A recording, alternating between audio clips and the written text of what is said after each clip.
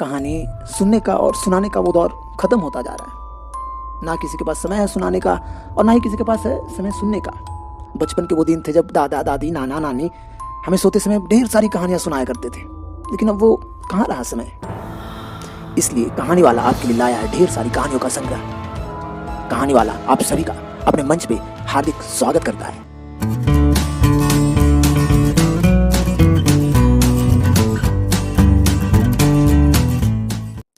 A long time ago, sea water was sweet and drinkable.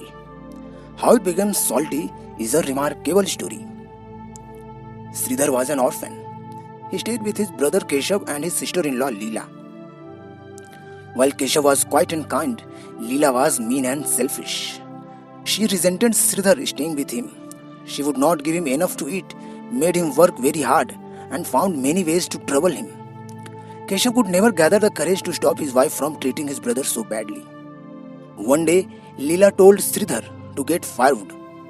Obediently, he went to the nearby forest with his axe and chopped some wood. Then he bundled the sticks and returned, just as it was getting dark. On seeing him, Leela shouted, "Look, how late you are! What took you so long? Is this any time to come home? When will I light the kitchen fire and when will I cook?" Then looking carefully, she asked, "Where is the axe? If you have left it in the forest, you have to return right now and get it. I will not allow you to enter the house without it." Poor Sridhar had to back into the forest in the dark. The shadows were dense and there was no moonlight to help him either. He searched everywhere but could not find the axe. Without realizing it, he wandered deeper and deeper into the forest as he searched. Suddenly, storm clouds gathered and rain started pouring down. Sridhar spotted a flicker of light in the distance and ran towards it. The light was coming from a fire which had been lit inside a small cave. Sridhar dashed in and to his surprise saw his axe lying in the cave next to some firewood. Then as he looked carefully, some dwarfs emerged from the shadows. Without taking any notice of him, they gathered around the fire and holding hands began to dance. As Sridhar stood and watched them in amazement, an old dwarf with a long white beard came up to him and said, "Come and join our dance." But Sridhar was wonderstruck and did not know what to do. He noticed that the fire was starting to burn out, so he chopped the firewood into smaller pieces and fed the fire. The night passed with the dwarfs dancing and Sridhar feeding the fire with fresh wood when it looked like it was dying. The dwarfs were very happy. When dawn broke and their celebration ended, one of them came up to Sridhar and said, "You helped us so much last night. We have a gift for you. Here is a fan. Whenever you desire something, just wave the fan gently and ask for it. When you have got enough, whisper, 'Enough, enough, enough,' and it will stop producing the objects." Saying this, he handed Sridhar what looked like an ordinary fan. Then the group of dwarfs swiftly melted into the forest. Sridhar could not believe his luck. Just to try out the fan, he waved it in the air and said, "Get me a hot meal." As soon as he said this, dishes started falling from the skies, each filled with all kinds of delicious food. Sridhar whispered hurriedly, "Enough, enough, enough," and the dishes stopped appearing. Sridhar sat down and ate a hearty meal, his first in many years. Then he lay down in the shade of a large tree and pondered what he should do next. He decided not to go back to his brother's house.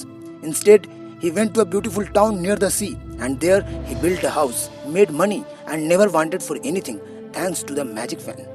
When Keshav and Leela heard that Sridhar was now living in a town near the sea and was very prosperous, they became jealous. They quickly packed their bags and went to meet him. Sridhar, who had always been very fond of his brother, greeted them politely and asked them to spend as much time as they wanted in his house. Keshav and Leela were wonderstruck seeing the riches Sridhar had acquired. Leela told her husband that night, "How is it that your stupid brother has become so rich and we are still trying to make ends meet in the village? You must ask him his secret tomorrow." The next day, when Keshav questioned him, Sridhar told him, "Oh, I just got lucky. I was presented with a magic fan. When I wave it and ask for what I want, the fan produces it out of thin air. When I have enough." Keshav did not have the patience to hear anymore. "That's nice," he said. "May God bless you." Then he ran to tell Leela the story, whose greedy eyes glittered when she heard it. She had to get her hands on that fan. That night, when everyone was asleep, she made Keshav creep into the room where the fan was kept and steal it. Then the two of them ran out of the house, clutching the fan and bags filled with valuables stolen from Sridhar's house. They ran till they reached the harbor. A big ship was just about to leave. Leela said, Why don't we leave this country once and for all?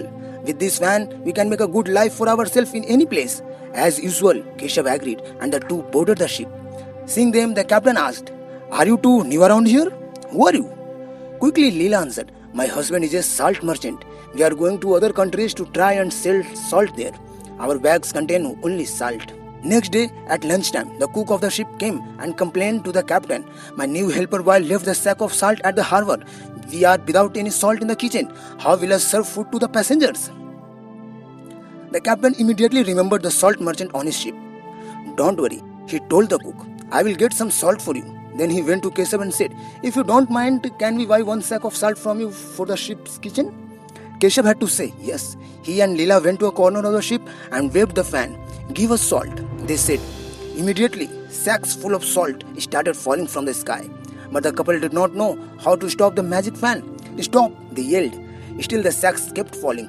"Cease! Halt! Discontinue!" they shouted, but they never got the right words. Enough, enough, enough.